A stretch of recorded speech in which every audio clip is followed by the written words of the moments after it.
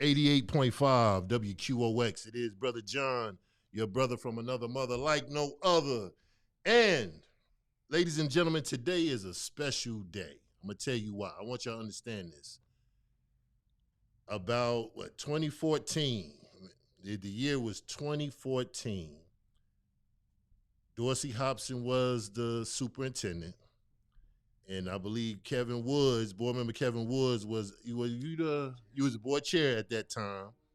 And I remember saying, "Hey y'all, let's do something new. Let's do something different. Let's do a live stream of the superintendent and the board chair. We on the radio, and we can go to social media or to a website." And it was just cool that board member Woods at the time was very supportive from the beginning. He was very, very supportive from the beginning. From the moment I would tell him stuff, he's like, "Man, that's cool. Keep it going. Keep it going." Dorsey, the same way. And so from 2014 to 2022, and y'all that's looking on social media, you looking at a transformation of 88.5 then, when Kevin Woods was the board chair and we was in the old studio, to now today where we giving y'all a light, what they call like a light opening, Right. just something like a light open, soft opening of another studio.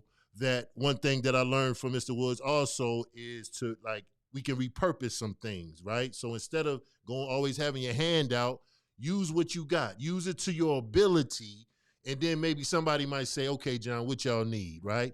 So it's personal, and it's a good feeling today to see the brother here today on as we unveil this soft opening in a new studio, but also on the heels of a vote that just took place downtown today. So we had already had this scheduled, ladies and gentlemen, before all this came along. So without further ado, my brother, Kevin Woods. What's up, baby? Hey, man. Thanks for having me over, Big John, Brother John, Neighbor John. Neighbor John, All yes, sir. Johns. Yeah, man. We appreciate the opportunity to be here. And like I said, day one, look, the credit goes to you, man. It was your vision. You had the idea. You had an opportunity to say, "Hey, how do we get the word out about the good things that's happening with the district, the good things that's happening with teachers, the good things that's happening for students?" And all we had to do was show up. And that's why I'm back again 8 years later, just showing up. And but you're the one showing out, man. So just glad to be here. Well, I appreciate the words, Brother Woods, but I know we put in work. We've been doing work ever since we known each other. Yeah. But now that work has turned to the spotlight on what's going on in Germantown, right? Yeah. And I know you're a big supporter of our students having a voice, Right. and using it in the right manner, right? I always know, like, if our students doing something the right way, correctly, I'm always going to be behind that. That's right. And when I heard about the students over at Germantown, when all this stuff came out, I believe it was the Save the G campaign, and I'm looking at these students, and I'm just hearing the passion, the fierceness in them, and I'm like, we have to support this, right? Yeah. And I know it's been other organizations or other student groups that try to do things. Respect to everybody. But what's happening over in Germantown, and have the students jump out there.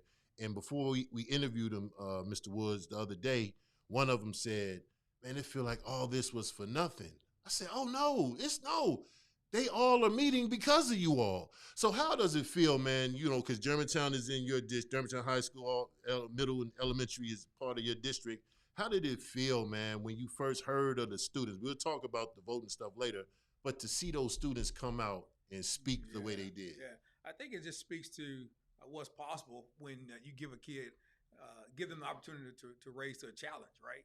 I think it's clear that our kids are bright, they're intelligent, they have their own thoughts, their own way of solving problems, and that's what happened. If you look at many of our talking points, myself, Superintendent Mayor Harris, they were derived from the words spoken by our students. So it was very powerful to see them go out and say why they deserve to stay together, why they needed more time, why it was the wrong step to force a transition of kids from a community that they have grown up in and have come to love.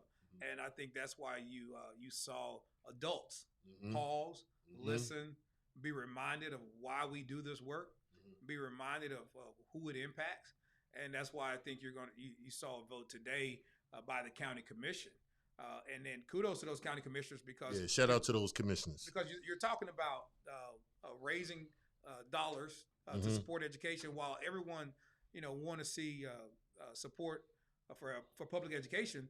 There were commissioners who said, well, why this district? Why not my district? Why not on our time versus being forced by the state, right? So you saw some natural reservation, but at the same time, the vast majority of those commissioners said, hey, you know what? This is about kids. This is about doing what's right.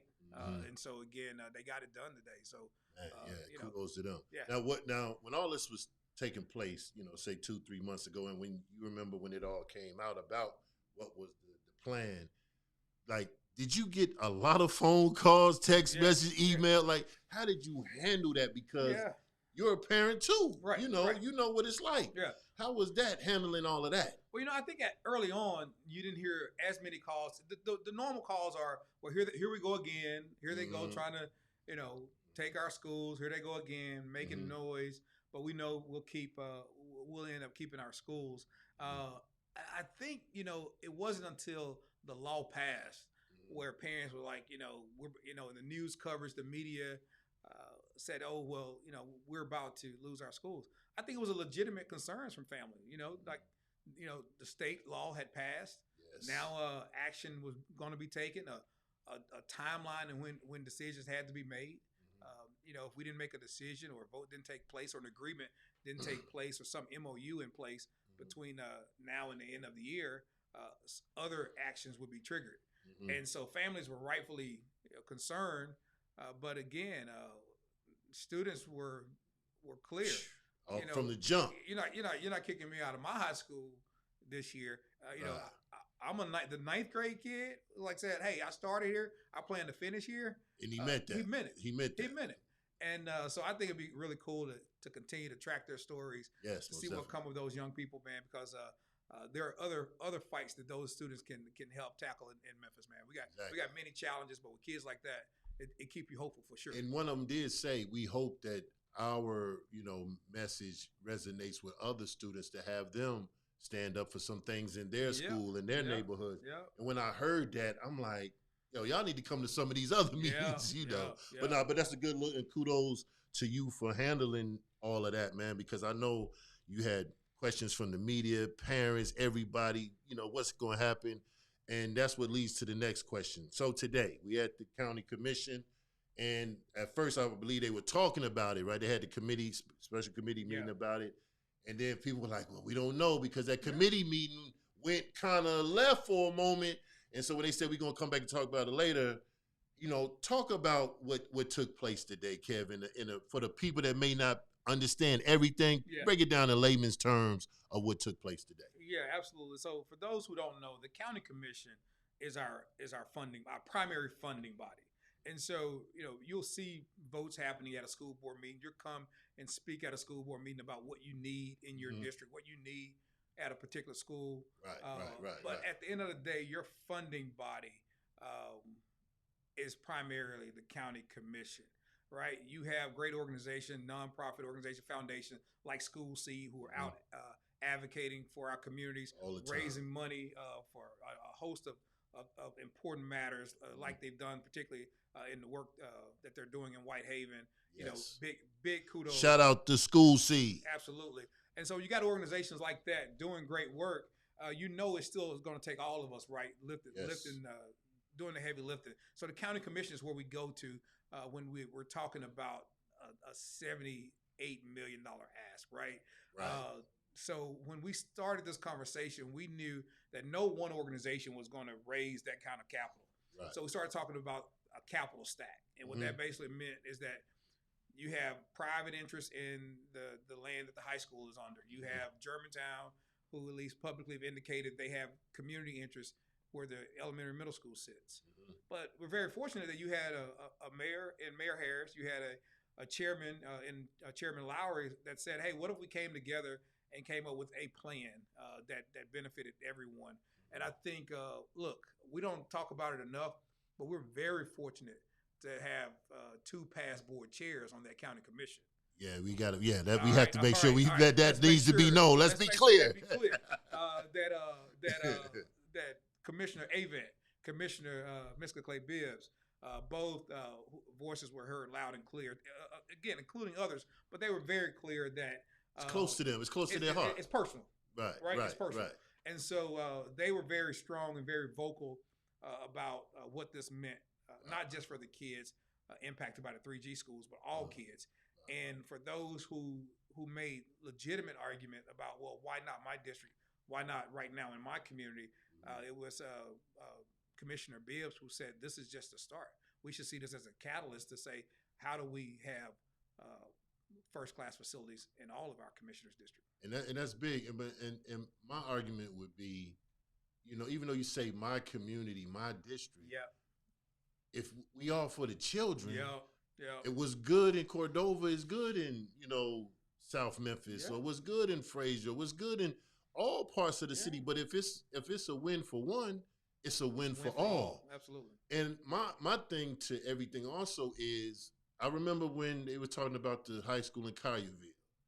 It seemed like everything was yes, yes, yes, yes, we support, yes. It was just, the energy was just, yeah. But when I saw a headline that said, where are we going to get the money? And I'm like, come on now, this is education. Now, I never saw the talk, and I know it's different, municipality, different city and all that, but when it comes to education, it should be yes all the time, right?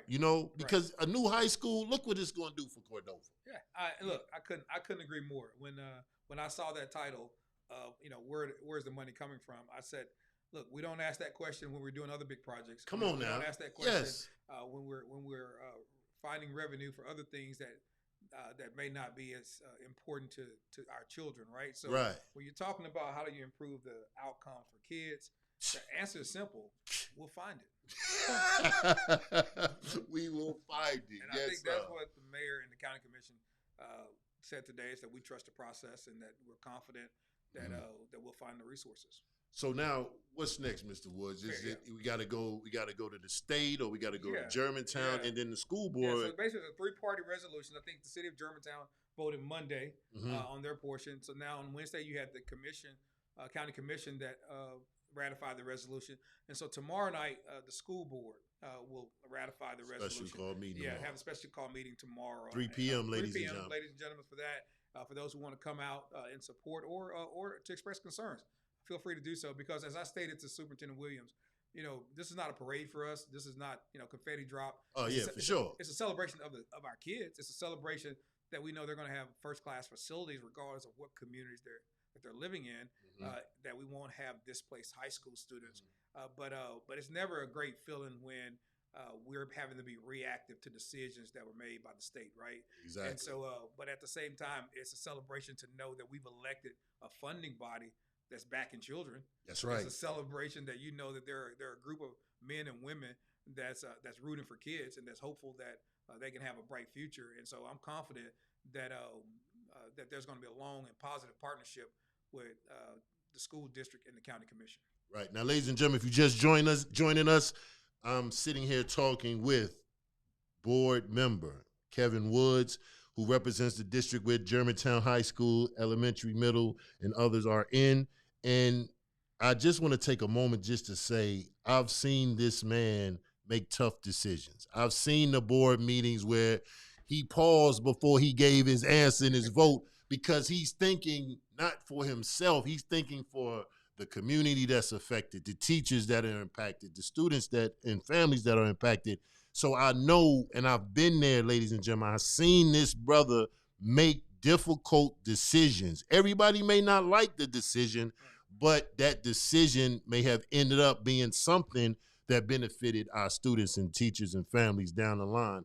And before we jump into the superintendent search, during your career as a school board member, Mr. Woods, what would you say would be some of your highlights that you can look back and say, like, I was a tough decision or whatever, or, I made a vote for something because y'all with the one-to-one devices, that was just outstanding. Yeah. But what's something that you hold dear to your heart since you've been a school board member?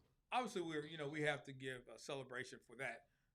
that you brought it up. The one-to-one devices, that's one of the things that, once again, was a situation we're facing. Well, how do you pay for it? Right. And okay, if you can pay for it 1 year, how do you sustain it, right?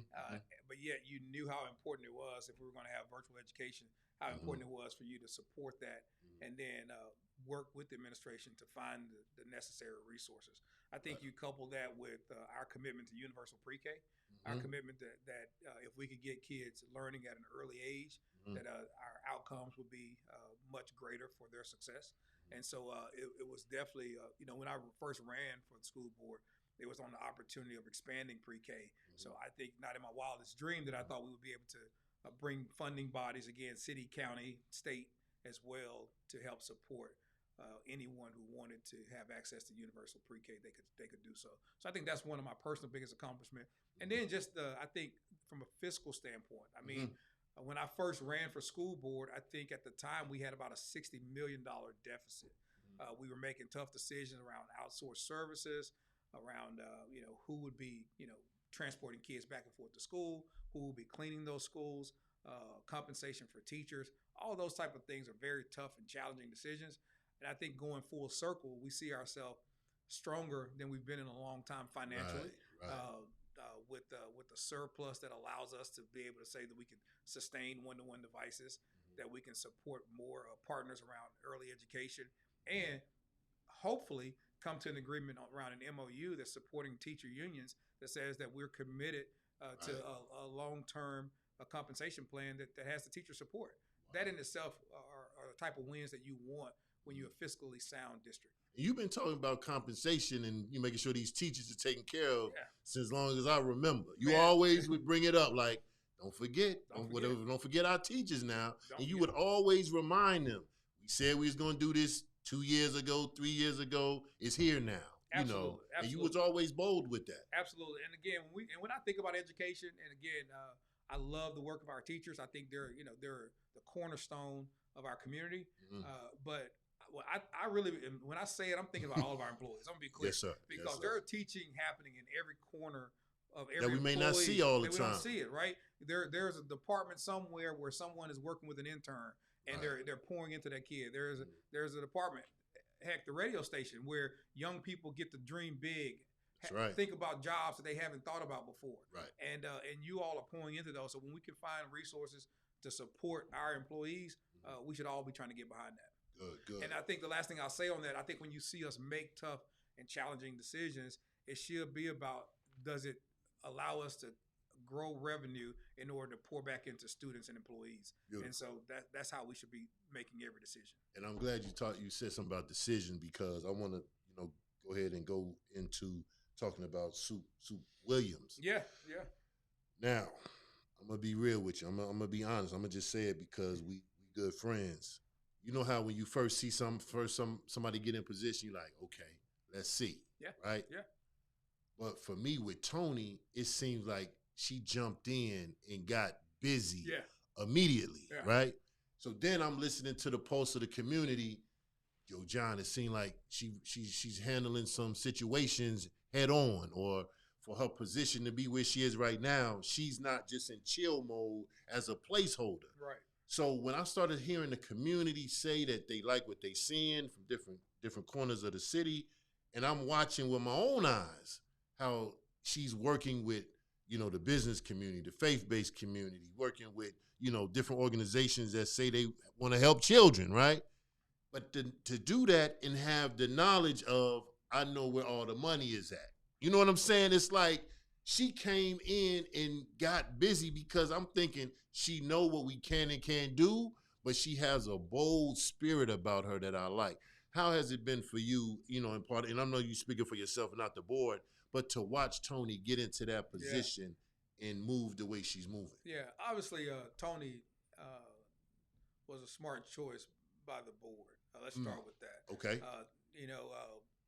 When the idea first started to bubble up that we have to have someone in the space of interim, my first thought, and you see it in a number of organizations, Fortune 500 companies, as well as nonprofits. When you have an interim, when you're in need of an interim, you want to know, who's going to take care of the money. Before you put somebody in the seat and then everyone jumps ship. Right. who knows, how to manage the dollars. But Tony not only, came as a CFO, we had a number of one-on-one meetings over the years, and you knew she had a true passion for kids, and then being a product of the public system as well. It was clear that she knew what to do. So I would say early on as she started to roll, I think she was taking it slow. That's again just my perception. But I, like you, reminded Tony that how rare of an opportunity do you get to be in this position of influence, Right. as well as knowing the financial whereabouts of the district, and to be able to put things in place that could have sustained longevity and benefit kids, employees for many years to come. So I think she saw that as an opportunity to really jump full speed ahead, notwithstanding the fact that this board has been crystal clear of its commitment to still Crystal following clear. through with the search process. That interim space is just that. It's you have the opportunity to lead. You do just that for that time period, and then let the process take care of itself. So there's no doubt that our decision to follow through with the search is not in any way detract from the work of what she's doing right now. Superintendent Williams doing, and to your point of her spirit, being able to focus clearly on the work at hand, knowing the board still has its job to do as well. Right, and I'm looking back.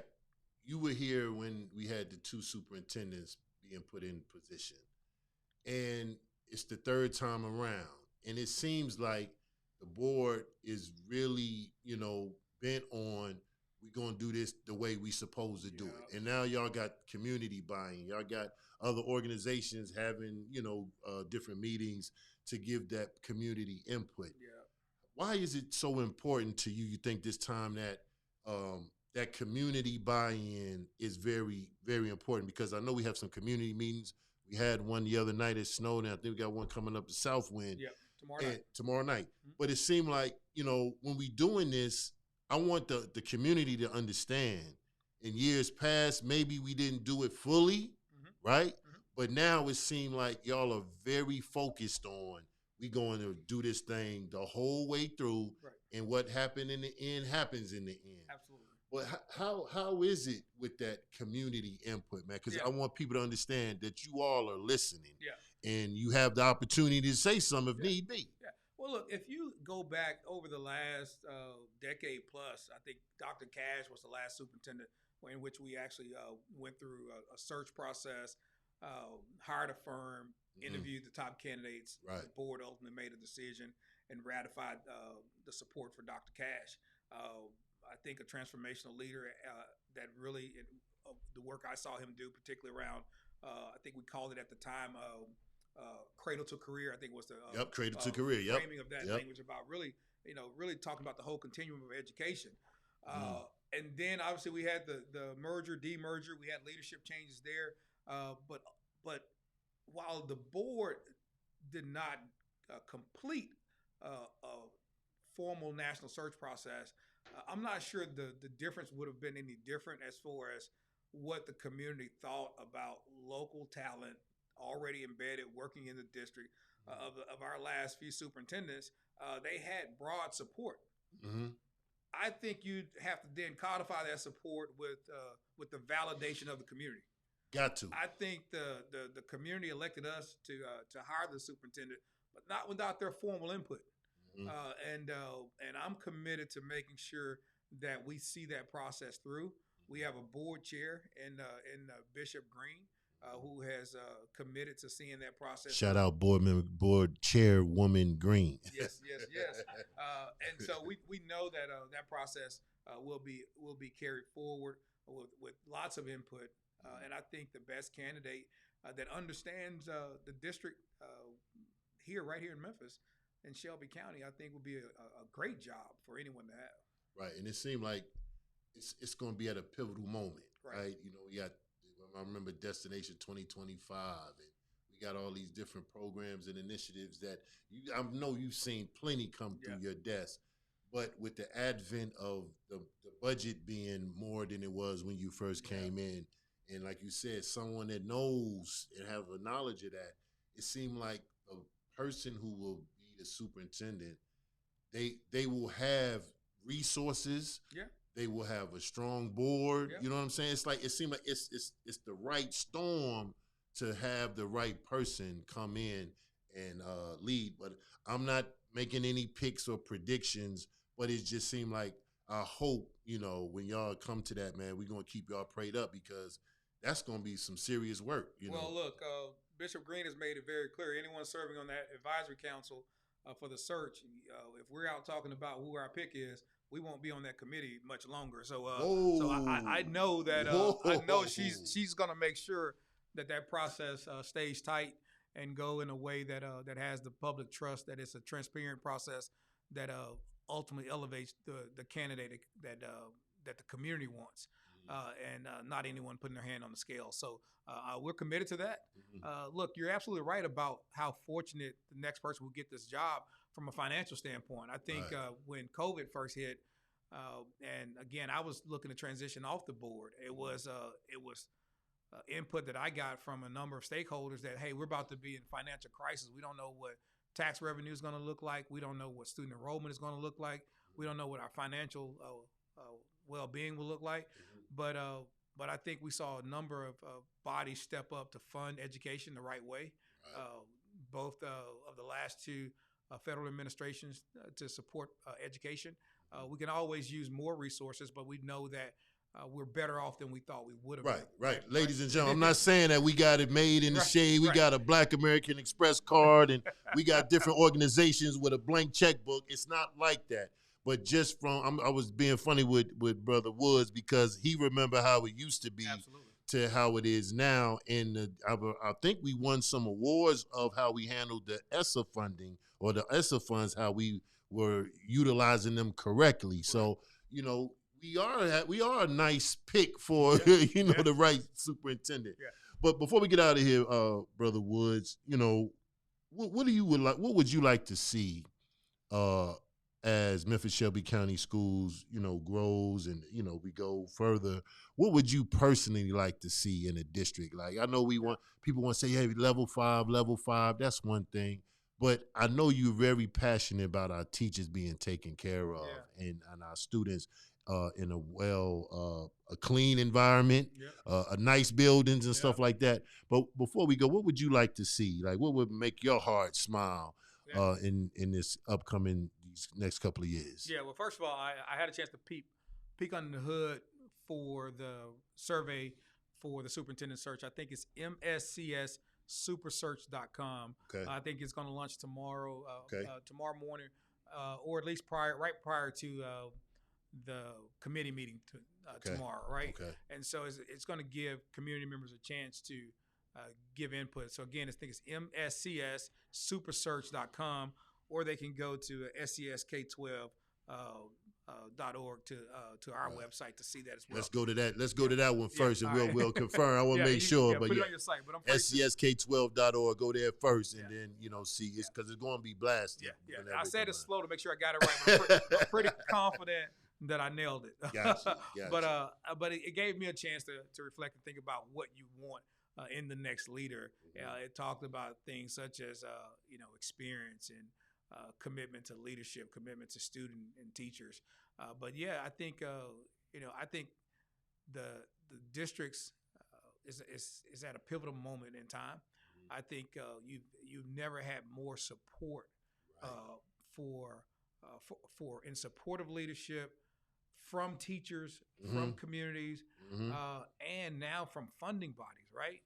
To where stars are aligning, where you can dream very big for teachers and students, and you have organizations and funding bodies that's ready to step up and support our teachers and students. So in an ideal situation, we're the highest paid school district, not just in the state, but one of the highest in the country, right? Wow. And so and continue to be a promoter of more counselors, supporter of more nurses in school, and ultimately, like you said, when it comes to facilities, we've been a champion of that for a long time. Every student should be able to walk in to world-class facilities where they know that is their home away from home. That's right. And that they're waking up early and excited to run into those buildings. And so I think that's when our work would would never be finished, but definitely would be a place to plant a flag of accomplishment. Wonderful, wonderful, wonderful. Well, there we have it. Before we go, is there anything else you want to shout out? Anybody or any last thing you want to shout before we go? I'll get in trouble for shouting out folks too much, man. But so I'll get away with this one. Lily Woods, who is a 9th grader at White Station High School, my daughter. So I'll brag on her. Yes, sir. And then all of my wonderful school board colleagues. And again, a big thanks to the County Commission, Mayor Harris today. Good, good. Ladies and gentlemen, there you have it. The brother, Kevin Woods in the building. So what we're going to do right now, ladies and gentlemen, we're going to go back to regular scheduled programming. You know, we had to shut down the whole station for Brother Woods coming in here because he came in at a pivotal time because they just had the vote, 2 hours ago, something like a few hours ago. Yeah. And he came in, he gave his piece on it, and now we can move forward accordingly. Tomorrow, 3 p.m., there will be a special call meeting where the board members will vote on the same thing that they voted on today at the County Commission from our perspective. So, ladies and gentlemen, keep it locked. We are 88.5 FM.